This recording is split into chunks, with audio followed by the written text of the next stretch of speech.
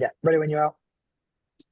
Brilliant. Good evening to all of you online. I'm Paul Leamy, the Principal Advisor and Ambassador for City Sentry, and a practicing solicitor for over 25 years in the City of London. I'm delighted to welcome you to this, which is episode 7 of the in2 City series, a series that's been curated to provide you with interactive insight into what goes on within city law firms. We appreciate that work experience is difficult to arrange, so we wanted to address that through this online series by giving you the opportunity to engage with people at 10 highly prestigious city law firms, which are members of the City Sentry collaboration. Previous sessions within the series have focused on areas such as the City of London, what business is conducted within the city, and what is city law. And tonight's session, we have Broadfield joining us, delivering what I'm sure will be another excellent session that will delve a bit deeper into the wide range of roles and career opportunities available in modern city law firms. So I'll now hand you over to Finn, who'll run through some of the logistics and introduce the team from Broadfield. Thanks, Paul. Good evening, everyone. Thank you for your continued commitment to the series. We're now coming towards the back end of the series now. Obviously, we're on track. Most of the people I can see who have joined tonight, most of them are on track for our attendance certificate, which, as we've said before, you need 8 out of the 10 sessions. So persevere for this week, and you'll have already put that in the bag before we go into our final week next week of webinars. A couple of admin points as always. You all seem to be getting the link absolutely fine. If you have any problems accessing the link, you've lost the original email, whatever it might be, a couple of you have already been reaching out and emailing me, so please continue to do that, and I can resend that to you. Make sure you've got the link and the timetable of attendance. One thing I just wanted to flag that we don't usually flag is a few people have been using my personal email. I just wanted to draw attention to my City Sentry email, which is the office@City Sentry email address. So please use that one for inquiry so I can respond to you as quickly and as efficiently as possible. As always, there will be a lot of interaction throughout the session, so please go on to the Q&A function for that, not the chat function. So if you go onto your 3 dots at the bottom, and it will say Q&A, so use that function to be engaging with Broadfield throughout the session. This session is going to work a little bit differently. We've just been speaking with Nicole and her team, and people are going to be coming in and out throughout the session. So do keep engaged with each part of the session and interact with them as they come on. Otherwise, nothing left for me to do other than to introduce Nicole Chapman and the Broadfield team. Thank you very much. Amazing, thanks Finley, that was brilliant. So yeah, hi everyone, my name's Nicole. I go by Nick. If you want to go by that, that's fine. I work at Broadfield as the early talent manager, and I look after everything from sort of attraction through to qualification for our trainee solicitors and our apprentice solicitors, of which we now have 9, which is excellent. I'm going to be talking you through a little bit today about who works in a law firm, as it's not just lawyers, surprise surprise. So our topics that we'll be covering today, we're doing a little bit of a warm-up quiz just to kind of understand where people's knowledge is at the moment, see if anyone's kind of aware of some other roles in a law firm. And then we'll speak a little bit about sort of the various different types of roles that we have at Broadfield, but in the legal industry more widely as well. And then we've got some really exciting visitors coming and joining us from the Broadfield team. We have people from a range of roles, a range of different departments, and a range of seniorities to come in and chat to you a little bit about what they do day to day. If there's time, there will be the opportunity to ask some questions. But I have told the people that are speaking that they've got a very strict 5-minute limit to make sure that we can get through everybody today and you can get all of the information that you might need. As Finley said, please do feel free to engage through the Q&A function. It'd be lovely to have this as much of an engaging session as possible. So after we've gone through the day in the life, we'll just have a final quiz to wrap it up, a little bit of a guess my role scenario, and then there'll be opportunity for some final questions. So we're going to start, as I said, with a bit of a warm-up game. So I just want to get your opinions on what you think the answer is here. There's absolutely no shame if you get this wrong, so this is a safe space. But the first question is, a supermarket has copied another shop's product and is calling it by a similar name. Who do you think is going to be called in to help? Is that going to be A, the human resources team? Is that going to be the IT team? Is that going to be C, the brand lawyer, or D, the receptionist? If you can put your answers in the Q&A, that would be excellent. I can see some speedy answers here already. You guys are super, super quick. This instance might be relevant. I don't know if you've heard about the ongoing feuds with M&S and various other supermarkets where some of their iconic products are being copied. It's all very, very interesting stuff. I can see in here we've got Layla, you're saying C, brand lawyer. Charlotte, you're saying C. Ahan, you've got C. Malek, Lucy, Charlotte, Gallinghan, Lamario, Sayuri, and Arav, Karis as well. You have all put C. That is excellent. Thank you so much.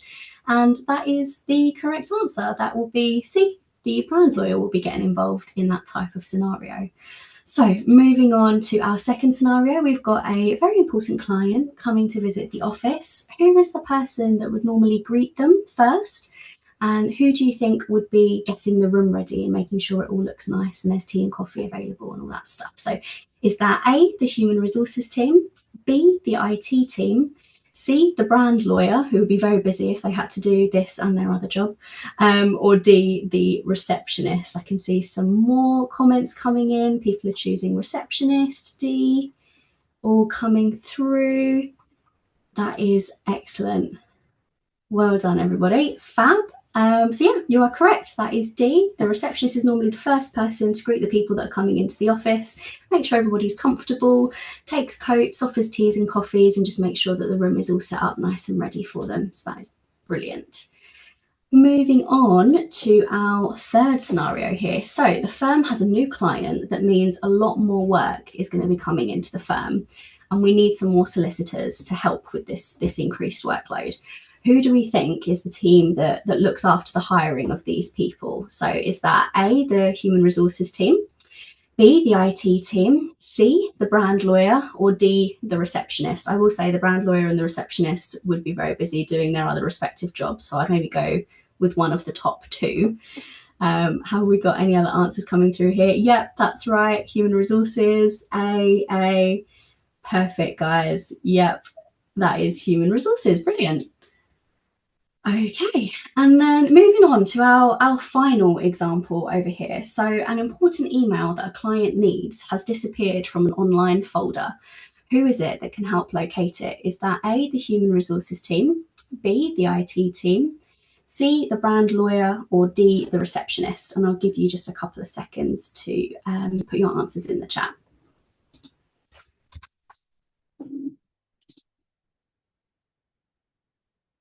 Yeah, we've got lots of B's, IT.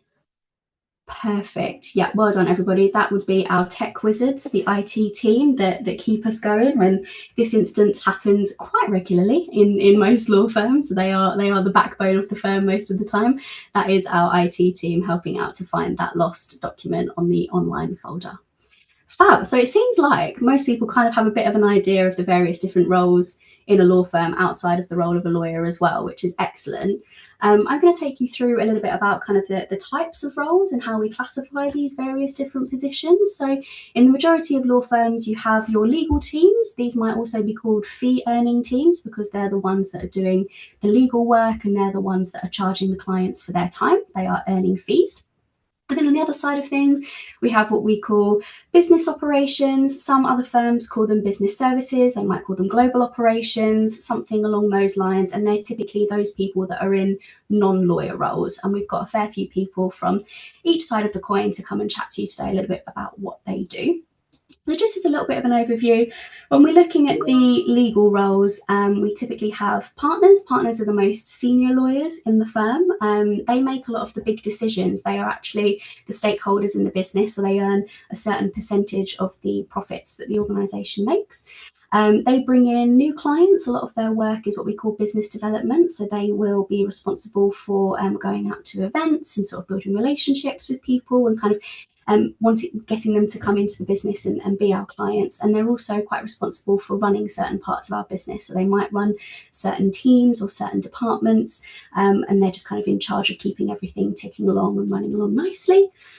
We then have solicitors. So solicitors are the qualified lawyers and they give advice to clients. They help solve the legal problems and they work on the various different cases and deals that we have coming in.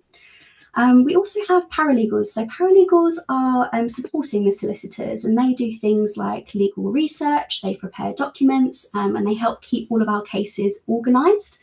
which is kind of similar to the role of a trainee or an apprentice. And we've got one of our apprentices coming and joining us today to talk through her experience, which will be really good. But our trainees and apprentices are learning to become solicitors. They tend to work in different teams, so they don't typically work in the same team for the entirety of the time that they're in their role. They go and work in different areas to kind of understand what type of law sits best with them, what they're best at. And they get to build their skills, they get hands-on experience, and they typically are doing their studying at the same time. And we also have PAs on the legal side of things. So PAs help all of the lawyers stay organised, they manage diaries, they arrange meetings, they handle some admin tasks, and most of the time they're the ones that know what's going on, and they're kind of the glue that keeps the whole team together and keeps them on track with everything that they need to do. So that's a bit of a breakdown of the various different legal roles. There are kind of other ones that sit outside these exact frameworks, but that's kind of the main sort of system that you will see on the legal side of things in a law firm. And then moving over to business operations. So I think most people kind of have a bit of an awareness as to what human resources do. I am very biased and think that this is the best team because I work here myself in HR. But HR essentially looks after various different people in the firm. They help to hire new staff, they support employees, and they make sure that everyone is treated fairly. A lot of the time, they're sort of the first point of contact if somebody has a problem, and they can sort of help you through that, both professional and personal as well, which is really nice. And then we have our marketing team. So marketing promotes the firm and its services. They help to attract new clients coming into the business. They manage the firm's brand and their reputation, and they're kind of in charge of everything in terms of our website, our social media, and that side of things. We then have our finance team. So the finance team manages all of the firm's money. So they handle things like billing, sending out invoices to our clients. They track all the payments and make sure that our clients are actually paying those invoices. And they make sure that the firm is running profitably and is organised well. After that, we have our IT team. So as I said, IT keeps all of our tech working. They are the backbone of the firm, from all of the computers that we see, various different laptops that we have, to all of these sort of systems and other platforms that we have online that all of our lawyers and support teams are using. And they help the staff sort of fix those tech problems and keep information secure. Our IT team have just gone through a massive regeneration of all of our systems. So they've been really, really busy making sure that we've got the most up-to-date technology to be able to service our clients and our colleagues as well. And then finally, moving on, we have the risk and compliance team, and we have got Janaki coming from the risk and compliance team to speak in a little bit to talk a bit about what she does. So this team makes sure that the firm is following the rules and the various laws. So as a law firm, we are regulated by the Solicitors Regulation Authority, and there are various different rules that we need to stick to as a business. And the risk and compliance team just helps make sure that we are on track to meet those rules, and also any other various sort of different business laws as well that we need to be aligned to. They help avoid problems like conflicts of interest. If there are any issues with handling client information incorrectly, they're our team that can sort of advise us and make sure that we're doing the right thing. So hopefully that all makes sense. I am going to pass over to Hema in just a little bit, but does anybody have any questions quickly before we move on to that? We've got an interesting question in the chat already, Nicole. Someone's asking, would all those jobs mentioned for the legal side of a law firm, for example, paralegals, trainees, PAs, receptionists, need to get a law degree, or what kind of qualifications are required for those roles? Yeah, it's a really, really great question. And some roles do, and some roles not so much. So to do a training contract and be a trainee solicitor, yes, a law degree or a degree and a postgraduate qualification is typically needed. There's also another postgraduate qualification on top of that called the SQE that would need to be done to then go on to be a trainee. In terms of paralegals, this kind of varies from firm to firm. Most firms will say that a law degree is required, but there are some firms that are a little bit more flexible, and particularly sort of the more junior paralegal role, you don't necessarily need a law degree to do. However, if you are doing an apprenticeship, you will study alongside doing your work. So there's no prerequisite degree that you would need to do before you get onto that. For roles such as sort of PAs, legal executives, a law degree isn't required either.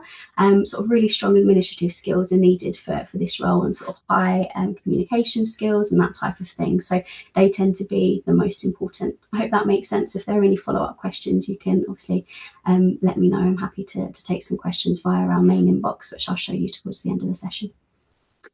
Okay, fab. I think, have we got Hema on the call? I think I'm going to pass over to her to speak a little bit about her role, if that's okay. I don't think we've got Hema in just yet, Nicole. No problem. I think we've got Matt. Shall we move on to Matt and we can come back to Hema in just a minute? Matt, would you be ready to go? Is that okay?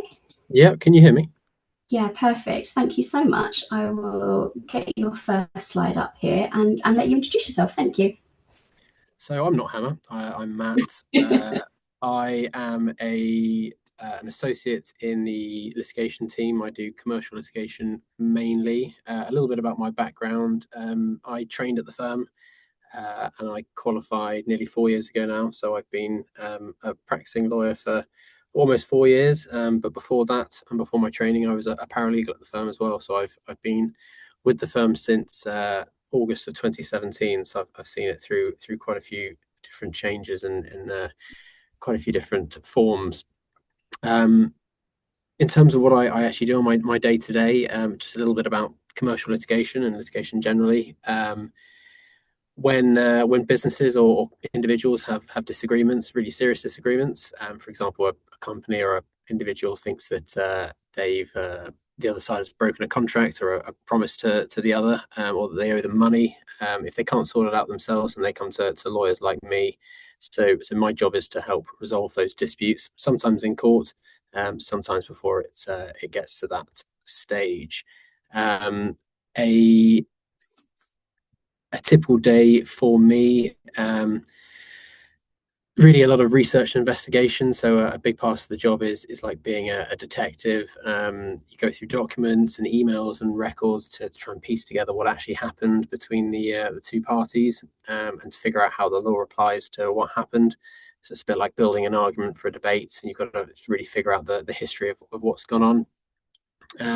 After that, writing and drafting documents. So we spend a lot of time writing as lawyers, whether it's letters to the other side's lawyers, whether it's emails to each other, whether it's preparing legal arguments for our barristers, or advice to our clients to explain their options.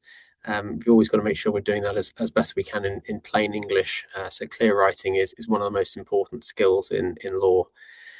Because ultimately, you can be as clever as you like and know the law as better than anyone else, but if you can't explain it to someone else, then it's pretty useless. After that, talking to clients. So clients are the people or the businesses that hire us to work for them, and that we represent. And so I'm regularly on calls or in meetings with clients to update them with how things are going on, to answer their questions or to help them make various decisions about their case. So ultimately, it's important that we're someone that those clients can trust and that they know that they can ask their questions and get clear answers to them. After that, if we do have to go to court, it'll be preparing for those court hearings. And so, my role, I tend to be doing a lot of the kind of day-to-day work. So I'll be getting everything ready, organising the evidence, which can sometimes be thousands of pages. It's always going to be at least hundreds of pages, but quite often thousands of pages, helping to prepare the arguments and briefing the barrister, who is the lawyer who actually stands up and does the speaking in court. And so other than that, it's the day-to-day is lots of teamwork. So I don't work alone on cases. I'm part of the team within the firm, normally led by a partner who I know that Nicole has set out the kind of the hierarchy.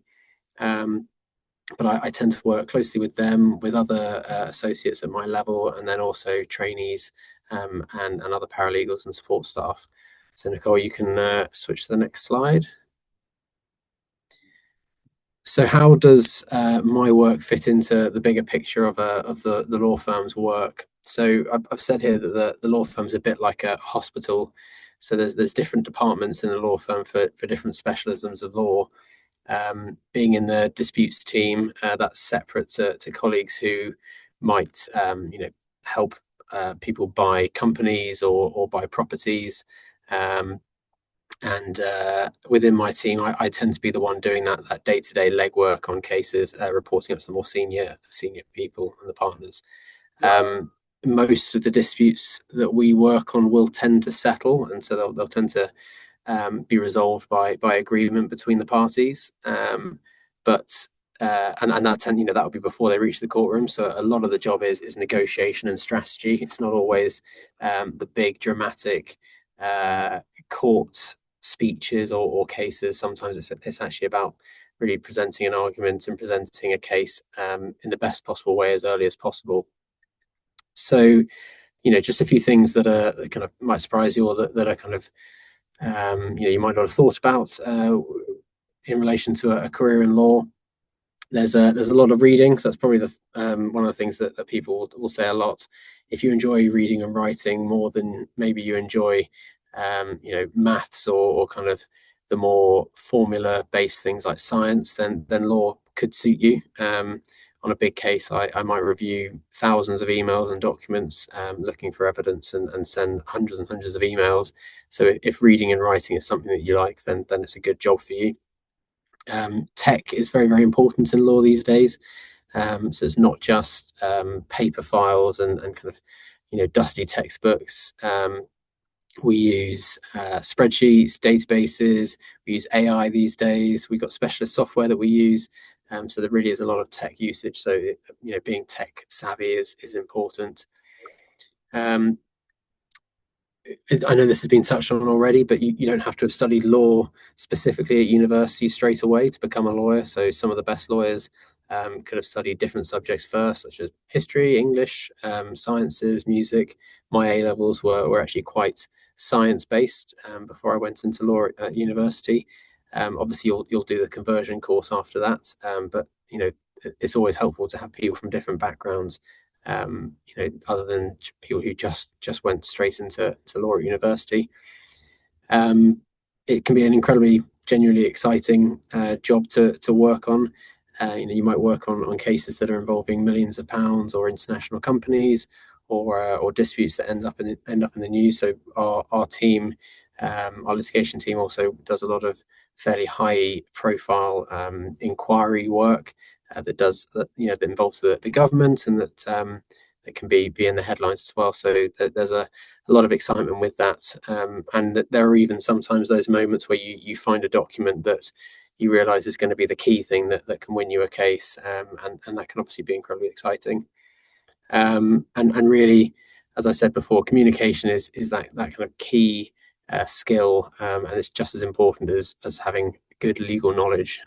Ultimately, if you can't explain a complicated idea simply and persuasively, both to your clients and to the other side, then there's no amount of legal knowledge that will help you. So if you're able to do that, then you've already got one of the most important skills.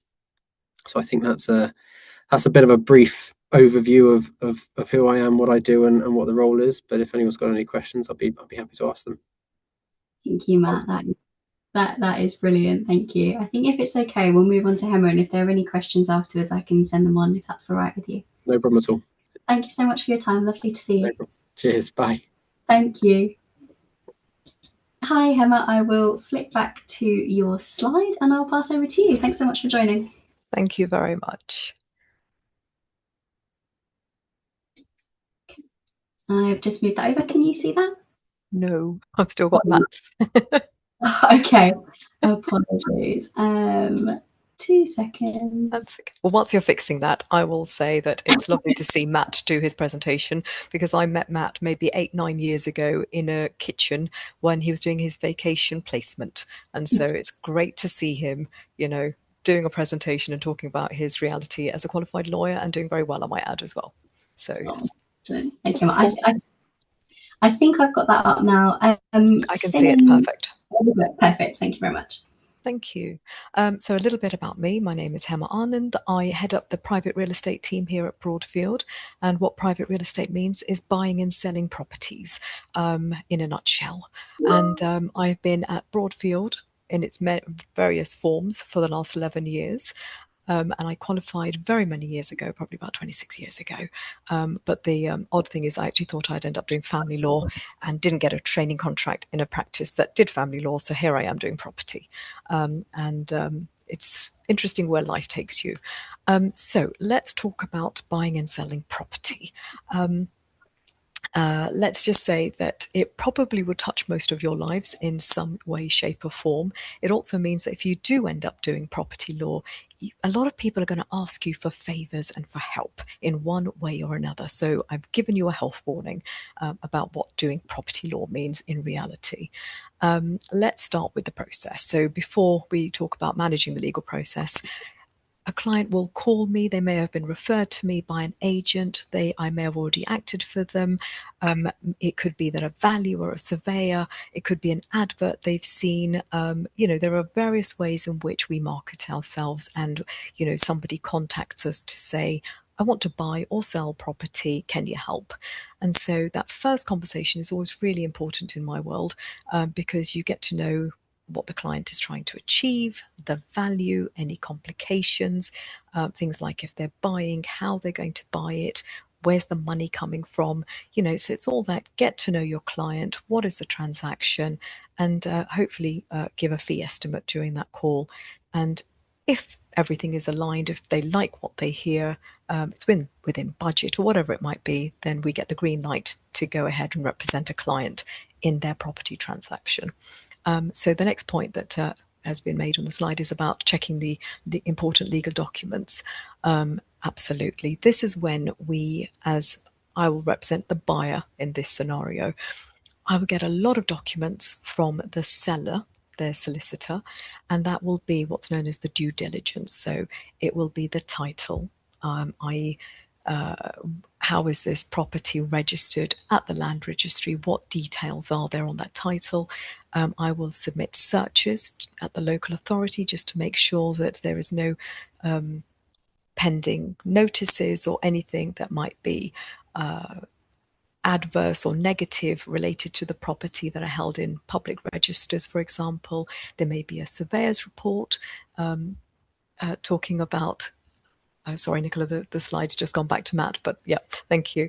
A surveyor's report, that's okay, highlighting any issues, if there's some cracks or, it might be a few issues, physical issues in the property that I should look out for or raise with the other side. So it's a bit of a dance. You go back and forth with the seller solicitor. So you get in information, you raise questions with your seller solicitor, and you essentially get to a point where you think, okay, yes, I'm happy with the state of this property, with the title of this property, and therefore I can recommend to the client that, yes, you should proceed. And so assuming that's the case, we then get on to reporting to the client and explaining to them what it is that they are buying. And that will be reviewing the contract, making sure it's, that the property is free of any problems, and giving them the green light to go ahead. At that point, I would say that the whole process, you've got to work with many other parties, the seller solicitor, for example. There could be a bank if you're borrowing money to buy the property. There may be a surveyor involved, someone who's checked the property over for you. And all of us together are working together to ensure that we get the property, bought and sold as quickly and as efficiently as we can. I would add that sometimes when you've got overseas clients or complicated structures that own the properties, it can sometimes take a village to get a deal done, but that's our reality. What else? Handling money. Yes, when we exchange, you put down 10% of the purchase price. And when you complete, which is when you get the keys to your door, or when you've handed over your property, that's when the balance of the money is payable. So that usually means getting in money from the client. It means receiving money from the lender, for example. And at this point, I would say that source of funds, knowing how money was generated, where's that wealth come from, where is it held, these are now subject to a lot more checks than they ever have been. And also with cyber fraud, checking where you're sending money is also a big thing that you need to look into now, because people's emails get intercepted, or fake details get circulated. It has happened. I have intercepted these sorts of payments. So yes, that's something that we also are very alive to. Thereafter, we've completed. Congratulations, you've got your house. And so we want to protect the lender's interest and make sure that if you have borrowed money, that the charge gets registered, that the ownership goes from the seller to the purchaser. And those are all the sorts of checks that we would go through to make sure that we have recorded everyone's interests properly and thoroughly. During the day-to-day of transactions, yes, I have support from PAs, from juniors, from other colleagues, and it is a case of coordinating ourselves and making sure that everybody knows what they are doing. And in particular with juniors, I will delegate tasks, ensure that they get feedback, the time that is required to go through drafting, for example, or to check that they've done their research, however they may have handled the research. Matt touched on AI. Yes, we have started to use AI as well. Because I'm old, I want to recheck such things 3 times over. Can't help it. But it's part of our world, and so it is making things far more efficient, which is great for everyone. But also it's still important to have that dialogue and bring on juniors. What else? Building relationships brings in more clients. Can I just say that being a lawyer, I feel today means not only doing the work and doing it well, but also the ability to bring in work. I think there is a greater pressure on lawyers to also be in a position to say, oh, I have agents that refer to me, or I have a good network of people who will think of me whenever there are residential property needs, for example. And I think that's just something that is important in our world. And dare I say, a job well done is the best form of marketing. And that's, I think true of most people's industries. And that's buying and selling property in a nutshell. That was excellent. Thank you so much for that whistle-stop tour, Gemma. Are you okay to pass on any questions to you? Absolutely. Thank you so much. Really appreciate and the it. best of luck to you all, and don't take no for an answer. That's how I've lived life. That is an excellent piece of advice. Thanks so Take much. care now. Cheers. Thank you. Bye-bye. Bye-bye. Okay, moving on our tour of the various different legal roles, we have Anna with us today. Anna is one of our paralegals from the Southampton office. I think she's on this call, and if so, I will pass on over to her, if that's okay. Hi, thanks, Nick. Can you see me okay? Perfect, yeah. Perfect. Hi, everyone. My name's Anna. So as Nick said, I am a paralegal in the corporate team in Southampton. I've been in this role for nearly a year now after graduating uni last summer, and I'm part of the corporate team. So for those of you that don't know, corporate law is essentially like business law. So we advise and negotiate within corporate transactions. So this might be acting for a company that are trying to buy another company, or acting for shareholders of a company who are trying to sell their company. So we kind of help in that business transaction essentially. And as a paralegal, what I'll talk to you about, the tasks I do kind of on a day-to-day basis, these apply to most types of law, family, employment law, but there'll also be parts that are specific to corporate law as well. So one of the first things I do is just kind of general correspondence with the client. So often you'll be the first point of call when a client is not joining the firm, but they're our first client, for example. You'll be sending out emails, documents, and kind of keeping on top of that, making sure you manage that process and working out essentially where a document needs to go, whose court it is in. A second part of my role is client onboarding. So this is kind of the third, fourth, and fifth bullet point down, but this is essentially registering a client as a client as part of our firm. So the first thing you need to do there is open up a new file and set up a matter. A matter is essentially a project or piece of work we are working on for the client. And a really important part of onboarding, registering a new client is drafting engagement letters. So this is essentially a letter that sets out the work we're going to do for the client, the fee estimate, so how much it's going to cost them, and other important legal aspects. And then the client hopefully signs this letter, and that essentially then becomes a legally binding document. So they're agreeing to pay for the work we're going to do for them, essentially. And also linked to that is helping fulfill anti-money laundering requirements. So these are basically checks we do on new clients to ensure that they're not involved in any kind of fraudulent activities or any money laundering type activities. So just making sure we are onboarding them to fulfill those requirements. Other roles of a paralegal, kind of like I said with the correspondence, is just general file management, being a point of call for your team. So this obviously will apply to many different areas of law, but in corporate transactions, you have lots of documents moving around. You've got deadlines, checklists that the team need to adhere to. And as a paralegal, you often will be kind of in charge of ensuring that your team are adhering to these deadlines, checklists, and helping them find these documents, which also on another level gives you really good understanding of the transaction, even if you're not necessarily involved in the kind of hardcore drafting of the documents. You get quite a good understanding of the law through this.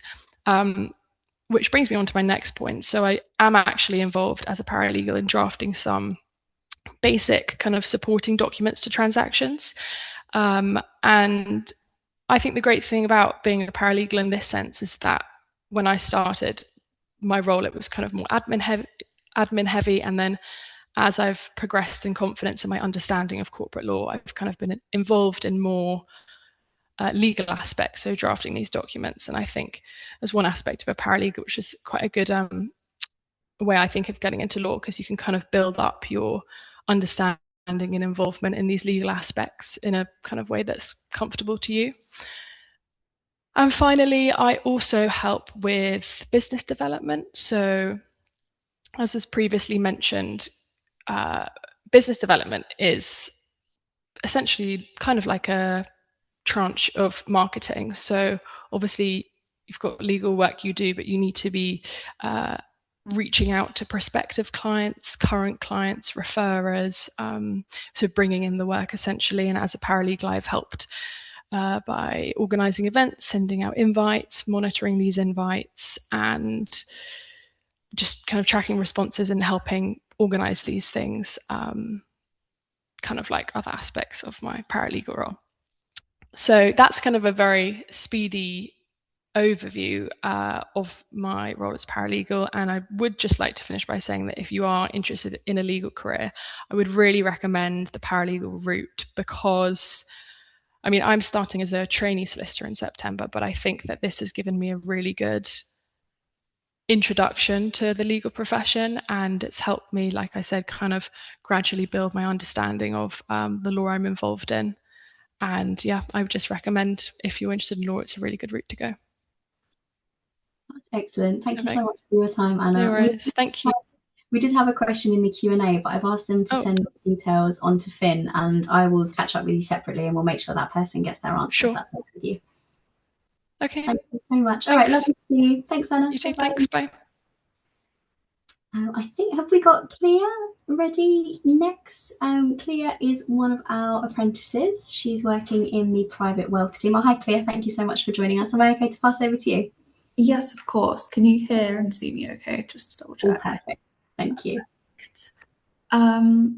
I don't think the slides will work. Oh wait, okay, I see it now. So all good. Hi, I'm a solicitor apprentice at Broadfield. And through the apprenticeship, I have the opportunity to experience 6 seats over the course of 6 years whilst studying at university.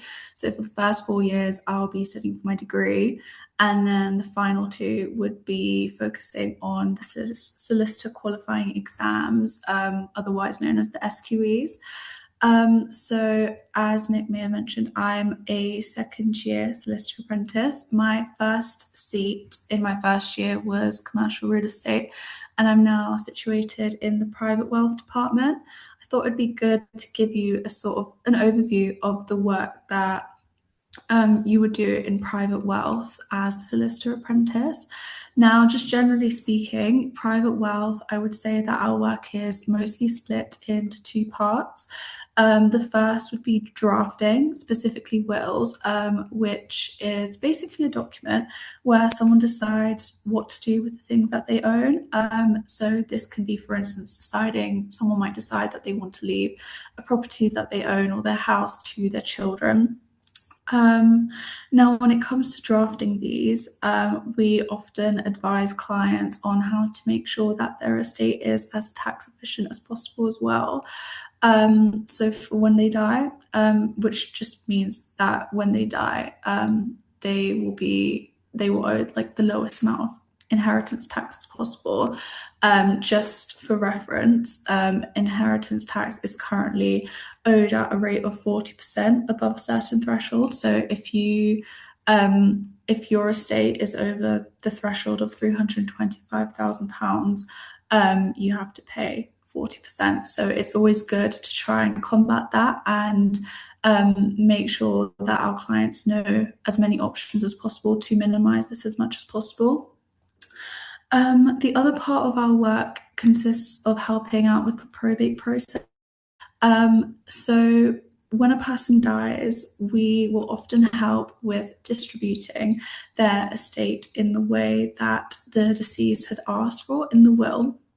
And this includes applying for probate to the probate registry, which essentially just informs them that the person has passed away, calculating how much the person's estate was worth and how much tax is owed. And this is done through seeing how much is in their bank accounts, for instance, or if they owned a property, how much that was valued at. And if they had any sort of like antiques in their house, just seeing how much, just having a general like sense of how much their estate was valued. We often arrange for beneficiaries of the will to receive the legacies or distributions that they were owed. So in their will, someone might decide to give X amount to their daughter, their niece, nephew, and we would sort of arrange for that to happen once they pass away. Now, when helping out with the probate process, we tend to work very closely with the executors. So executors are individuals that the deceased had nominated in their will, and they usually have the responsibility of looking after their estate when they die. Excuse me. So sort of all what I described right now is really down to the responsibility of the executors, but they tend to sort of want more legal professionals to assist with that, just to make sure that it's all done correctly. People who nominate executors, the type of people that they nominate usually tends to be family members or friends or people that they trust. It can also be legal professionals, so people within our work, such as the partners. Sorry, I've got a frog in my throat. But so partners tend to act as executors as well on a legal feeing basis. And that sort of gives the person writing their will a bit of reassurance that the probate process is going to run as smoothly as possible. So moving on from that, as you can see on my screen, I've sort of listed out a lot of the day-to-day responsibilities I have as a solicitor apprentice, knowing all of this context. So one of my main tasks involves attending client meetings, and these can be quite interesting. These are often meetings in relation to someone wanting to draft a will, and it could be their first will, it could be their second or third will. People might want to redraft or change the terms of their will based on sort of what's going on in their life. If any sort of major life events has occurred, such as, they might have just gotten married or had a child, or maybe had a falling out with someone that was referenced in the will. And a lot of the client meetings that I attend sort of discuss the terms of the will that they want to include. And also writing an attendance note for the meeting. So an attendance note is basically just a record of what was covered in the meetings for our own personal sort of understanding, and we can just go back to whenever necessary. I also draft wills or documents related to wills. So documents that are related to wills often include deeds or codicils. For reference, a codicil is just a short document where a client might have decided that a specific clause in their will is something that they've changed their mind on, they no longer want to be included, or they just want to change like a specific part of it. And instead of drafting a completely new will from scratch, because that can take quite a lot of effort and time and can be quite expensive for clients, we offer codicils as well. So we just amend that specific area, and that is usually enclosed with the original will. I also conduct legal research on niche areas of law, and I think this is actually probably one of my favourite tasks as an apprentice, because I don't have the legal knowledge for the area that I'm in. I've not sort of done my modules in my law degree in relation to private wealth, so it's quite nice to really just delve in and dive deeper into the areas of the work that you're doing. I also complete inheritance tax forms, and these are forms that must be sent to HMRC, which basically discloses how much tax the deceased would have owed. So it's really important to get the figures right and just submit that to HMRC, so we can ensure that that can be paid as quickly as possible. And also a lot of phoning and chasing registrars or companies, the likes of HMRC and the probate registry. So if any of you have phone anxiety, I strongly recommend a seat like this, because that will disappear immediately with the amount of times that you'll be on the phone. This is quite an admin heavy task, but it is incredibly important because registries tend to take a while to pick up certain tasks, and it can really slow down the progress of the matter. So it is quite important to sort of pick up on that as much as possible. And yeah, that I will say consists of quite a bit of my work. I do chase these registries at least once a day or something. And yeah, I think that's sort of like an overview of what I do in private wealth. I think as a solicitor apprentice, I do really like this seat because I'm still able to engage with it as much as I can, even though I don't have necessarily the law degree. So it is definitely a seat that I would recommend for all stages of your career. Brilliant. Thank you so much, Clea. We have had a question come through. Are you okay if I send this on to you, get an answer, and we'll follow up with them afterwards? Is that all right? Amazing. Okay. Thank you so much for your time. Nice to see you. Thank you. Bye-bye.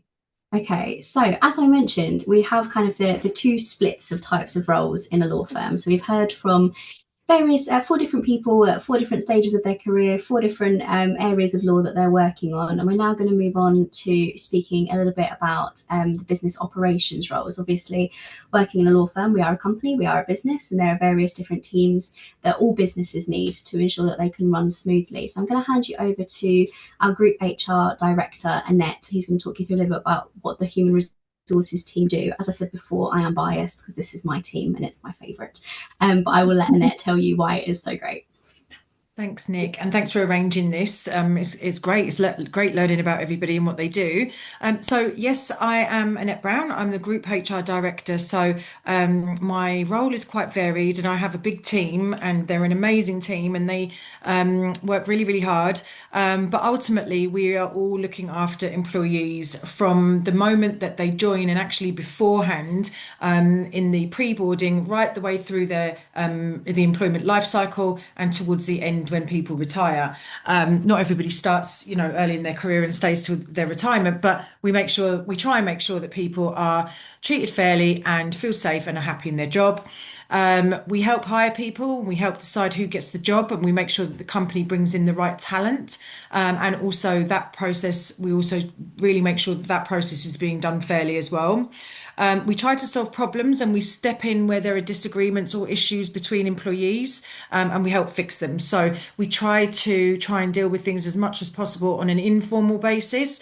We're all believers that we spend a lot of time at work, and it's absolutely normal for there to be conflict in the workplace. It's about how we manage it and we work through it. That's the important thing. So that's one of our strings to our bow. Then we also try and help employees learn new skills so that they can do their jobs better. And I know a lot of people on the call have mentioned AI and things like that. Obviously, as technology moves on and business moves on, we hope that we recruit a workforce that comes in who are agile and can grow with us. So, for example, learning the capabilities of AI and things like that. So we try and ensure that, if there is a need, that we will try and meet that need. And sometimes that looks like internal training, sometimes it might mean external training, but we try and look at the sort of training and needs analysis of the business. We try to plan for the future and see what kind of employees we need for further down the line. Again, what the workplace looks like now will be different again in 5 years' time, 10 years' time. So we try and keep ahead of what we might need and try and envisage any skills gaps that we might have, and also upskilling internal employees. And we also make sure that the rules are followed, that we sort of abide by company policies and also employment law, treating people fairly and equally, which means that we have to keep up to date with employment law as well. And there's actually quite a lot of employment law that will be changing in the new year. So we're a varied team. I think the majority of us within the team would classify ourselves as generalists, which means we sort of tackle any area of HR, other than Nick. Nick specialises in early career, which is great. But the rest of us pretty much, we have G, who specialises in systems. The systems are also really important to help try and allow us to manage people, because we have a big workforce, a diverse workforce, and a workforce that are based in different locations as well. So that's often tricky. So we have a systems person, we have an admin, we have advisors, we have HR business partners, and we have me, who's the director. So that's pretty much it, really. That's the business of HR in a nutshell. Nick, I hope I haven't missed anything out, and anybody's free to contact me, or if you've got any questions, happy to answer them through Nick afterwards. That sounds great. Thank you so much for your time, Annette. Great to see you. You're welcome. Best of luck, everyone. Thank you. Cheers. Bye. Lovely. Fab. So moving on, I think I can see Raj on the call. Thank you so much for joining. I'm going to pass over to him, who's going to tell you all about the wonders of the marketing team. Yeah, nice one. I appreciate it, Nick. So yeah, my name's Raj. I've been in the marketing team here for a few years now. And yeah, I'll just give you a bit of insight of like some day-to-day responsibilities, some key responsibilities that I've been doing since at the firm. I wanted to start off something regarding marketing, especially within a law firm. It's not important, in my opinion, to have a degree. I do have one personally, but marketing and business came to me quite naturally whilst I was doing like my A-levels, GCSEs. But you can also still do like a paralegal job, for example, to get that kind of base level information of, the departments, that kind of knowledge, and then maybe opt into a marketing route. So on the slide, I've just got, like I said, a couple key things that I've been working on personally. So the first one would be establishing Broadfield's brand identity and awareness externally and internally. So just a bit of information about that and why it's important. Every organization focuses on this because it's how you portray yourself within the market. And I guess a big role of myself is to make sure that people within the market understand what Broadfield are, what the work we do, and more importantly, the type of lawyers that we have to assist with them, and where we specialize mainly in skills and knowledge. I think in terms of marketing, it really helps with effectiveness in terms of advertising, press releases, and general consistency with over different areas of marketing. So yeah, that's how I would say. I think there's a few examples as well, just to get my point across, like McDonald's. If I think of red and yellow, you might think of McDonald's, or even a theme song, or another example I thought of was like Skittles. Normally, when you hear Taste the Rainbow, people normally think of Skittles. So it's about really having that strong awareness within the market, and competing with competitors. Another responsibility of mine is developing and managing the firm's global LinkedIn page. So I cover all our regionals offices from Hong Kong to UK and the different offices in the UK, hopefully many more to come. I think a lot of that comes down to what kind of content we post, make sure all our lawyers are happy that they are able to represent themselves well enough on social media. Some look at points. Oh yeah, and a lot of my task is communicating with the fee owners, understand the purpose of the content, and providing my recommendations in terms of how we can best execute their tasks and essentially get the best return of investment. So if there's some way I can think we can improve or different execution, then I will pitch that and help them develop their tasks. Then moving on, we have obviously website content and firm news insights. Forgive me.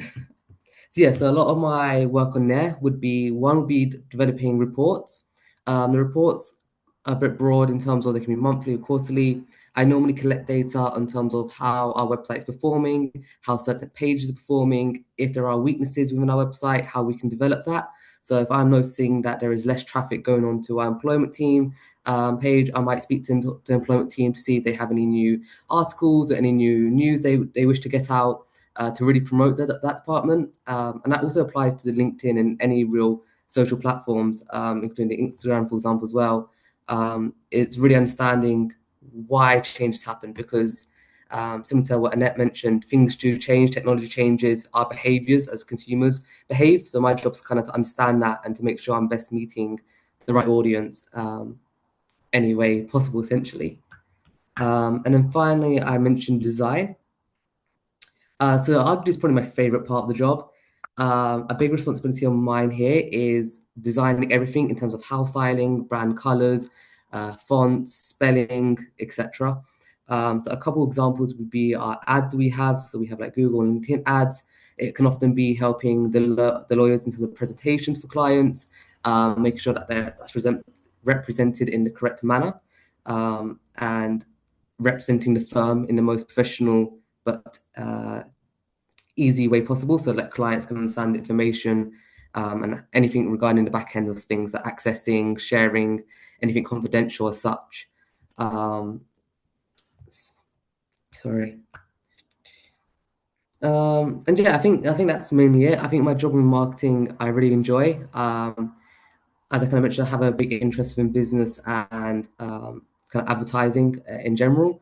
And I think working within the law firm, working here, it's giving you the best of both worlds. You develop an understanding of a law firm, the operations and stuff, and you really do bring close relationships with the fee owners across the board. But you're able to, like I said, able to establish the entity essentially because I think the lawyers rely on the marketing department quite a bit in terms of when it comes to representing themselves and bringing new clients in as well as keeping existing clients. So yeah.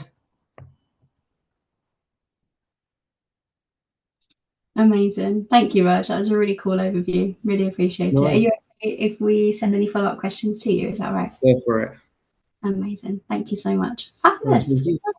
We will move on to our penultimate business operations contact. We have Janaki with us, who works in the risk and compliance team as a risk and compliance lawyer. I have seen that she's on the call. Am I okay to pass over to you? Hi there. Hello, lovely to see you. Thanks so much for joining. I'll let you introduce yourself. Thank you so much, and thank you for having me. So my name is Janaki, and I'm a risk and compliance lawyer.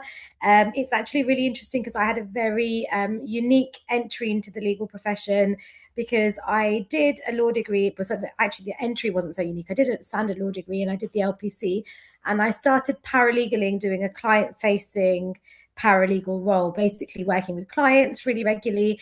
And I actually found I didn't enjoy it so much. And I had no idea what I was going to do when I didn't enjoy the actual very day-to-day client contact aspect of being a paralegal or a lawyer. And it was at that point that I went to a recruitment agency and they suggested to me that I think about risk and compliance. And what was really interesting was while I was at law school, while I did my LPC, and even in the first years of my career as a paralegal, no one had really mentioned what risk and compliance was to me. So I had no idea it was an option as a career for me. And I soon found out that risk and compliance basically deals with, in a law firm setting, risk and compliance deals with all things regulatory for lawyers. Now, lawyers have lots of rules that they need to follow as well. I think some of it's been touched on today by some of our earlier speakers. Things like anti-money laundering. We have lots of regulations which we are required to follow for anti-money laundering checks. All of the onboarding process is very much part of regulations as well. We have official regulations, and we also have regulations from the SRA, which is the Solicitors Regulation Authority, which basically regulates the legal profession and regulates how solicitors behave and how they conduct their behavior. So onboarding, anti-money laundering checks, and many other kind of aspects of ethics, the ethics of being a lawyer, are kind of dealt with by risk and compliance teams at law firms. So I found out about this area and I managed to get a job as a very entry-level risk and compliance assistant at a law firm many years ago. And following that, I worked my way through and I kept getting experience. And I eventually was able to qualify as a solicitor via the SQE route and qualifying work experience. So 2 years of qualifying work experience, which I gained through my various work in risk and compliance. And doing the SQE, I was able to become a qualified risk and compliance lawyer. So when I say I'm a lawyer for the lawyers, essentially when lawyers have issues with their regulations, they have questions about regulatory things they need to follow, either from the SRA or any of the money laundering side, or even contractual agreements, they will generally drop me a message and I will look into the regulations and see what they're required to do. So one of the things we do is advising on things like the SRA Code of Conduct, the SRA accounts rules for solicitors, and the conflicts and onboarding laws and the anti-money laundering law that we have to follow. And the other thing I deal with is a lot of file requests and data protection queries. So we might get someone requesting their file, a previous client or another law firm, or maybe sometimes even the police if they're doing an investigation into a client. So things like that, I will be able to kind of look into the regulatory side and help with that. And one of the things we do is we really want to create a space for lawyers where they don't worry about the regulations. They have someone who's there to advise them so that they don't have to worry day to day about every regulatory aspect of their profession, because being a lawyer is very stressful. It's very time consuming, and there are so many laws that they need to follow from a professional point of view that if they have someone like me there and they have a question, I'm able just to answer it and to be there for them. So when I say the lawyers are my clients, that's how I work. That's how I view my job daily, that the lawyers will come to me with queries and I will be there to advise them as an expert on their regulations. So it's a bit different from a client facing, that first paralegal role that I did where I was with lots of different clients out in the public. It's a bit of a different type of client facing role where all my clients are lawyers. And yes, this area of risk and compliance just seemed to sit much better for me personally than having a wide variety of different clients like some of our other speakers talked about today in the different teams. So I think every person is different. Every person has their own types of interests. And I personally found that this was a really good work-life balance for me as well. I was able to still really do law, which I loved and I enjoyed, but I didn't have some of the other things about fee earning as a fee earning client-facing lawyer. Who record time for their clients that I didn't have to do. So things like going out and, having those business relationships, bringing business to the law firm. That's one of the things I don't really do. I also don't have to record time, as many of the other lawyers here do. They record time, how much they're billing their clients, invoicing their clients. It's a much more kind of generalist role. So I think my experience really shows that there are different ways to becoming a lawyer. And I am in the business side of the law. As Nicole was saying, this is part of the business structure. We help the business of the law firm by helping the lawyers, but I am still a lawyer. I still qualified as a solicitor. I work as a solicitor. I practice with a practicing certificate. So there's many ways into law. So I would say always think bigger than just kind of the things that are obvious there. I know Hema mentioned earlier she wanted to be a family lawyer, and that's exactly what I wanted to do as well at the beginning, when I was a law student. But there's so many other ways you can do law. So just keep your eyes really open about seeing different things and research the different elements, aspects of how someone can become a lawyer. And yes, a couple of the other things I think I've got listed there, and I think we're running out of time, so I will wrap up. But just one final point I would say is that I am actually a contractor as well, and that's something, as a student, I didn't know there was a way to work for lots of different places and be a contractor. So do keep that in mind as well. There's lots of work patterns that suit everyone's life. So thank you so much. That's brilliant. Thank you very much for taking us through that. That's Abab. Thank you. Lovely. Okay, so moving on to our final speaker of the day. Thank you everyone for your patience. I'm just going to move on to our final speaker slide and introduce Abdi to you. Abdi works in our IT team and is one of these tech wizards that I was speaking about beforehand. So I'll pass over to you, Abdi, to tell us a little bit more about what you do. Thank you, Nicole. Hi, everyone. My name's Abdi. I work as a service desk analyst at Broadfield. My job is to help whenever they have problems with their computers, laptops, phones, or any other software. Typical day starts by checking for new IT support requests that have come in overnight. Throughout the day, I answer phone calls, emails, and online support tickets from employees who need help. Some problems are kind of simple, like resetting a forgotten password, whilst others kind of are a bit more challenging. So I have to investigate and try to figure out exactly what's going on. I also prepare laptops, mobile phones for new employees before they start.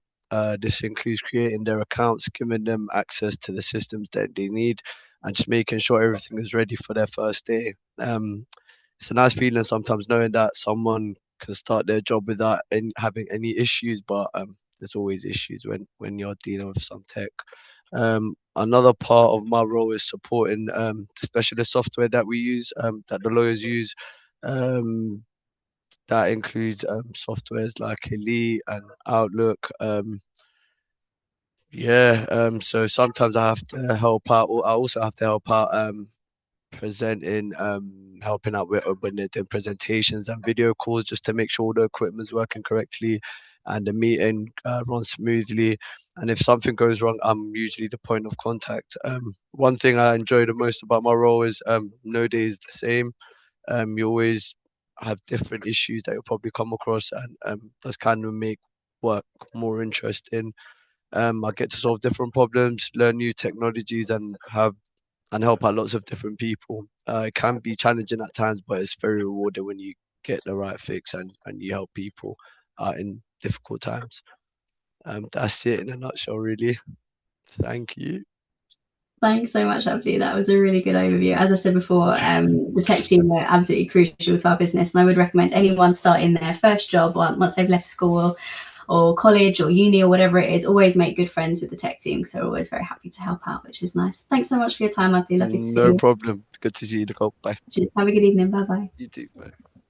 Fab. Okay. Thank you, everybody. I appreciate that. It's been a lot of listening, and I'm really sorry we haven't been able to get through all the questions, but if you want to contact Finley, or we'll have an email address you can send some emails to at the end. We'll be happy to sort of follow up with your question and make sure that you get an answer to it. So just as we kind of wrap up this session, Finley, can I have another sort of 5 minutes? I know we're running over a little bit, but is that okay with you? That's fine with me. Yeah, absolutely fine. Lovely stuff. We're just going to do another little activity. Hopefully shouldn't take too long.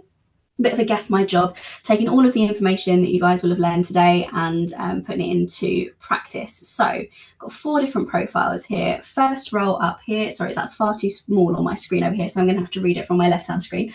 Let's have a think about what type of people in a law firm are sending out the key documents to the clients. They're keeping on top of emails, they're keeping on top of follow-up actions, they are opening new files, they're setting up matters, and they're sort of drafting those basic type of documents. This is a relatively junior position.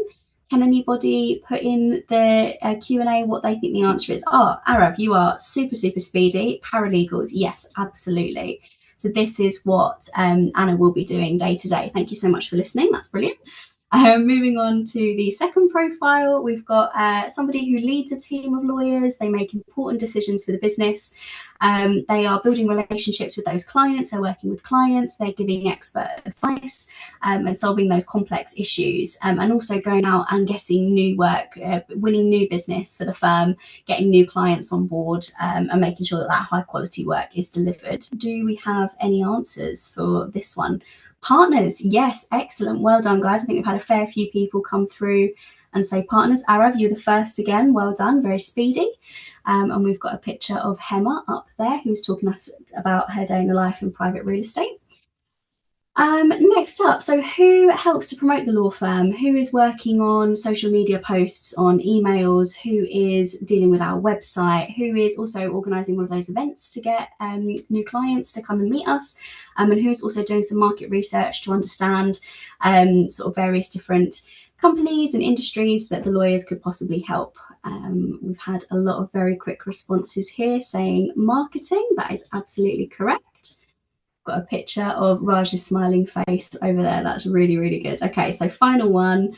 Who is it that's going to be dealing with those conflict of interest situations, understanding, making sure that everybody understands these various different risk issues that we have? Who is going to be advising the lawyers on those SRA rules and also advising lawyers on the sort of anti-money laundering? I can see in here we've got a few HR people putting HR in that, but Ria, you've got it bang on, and you, Isla, with risk and compliance.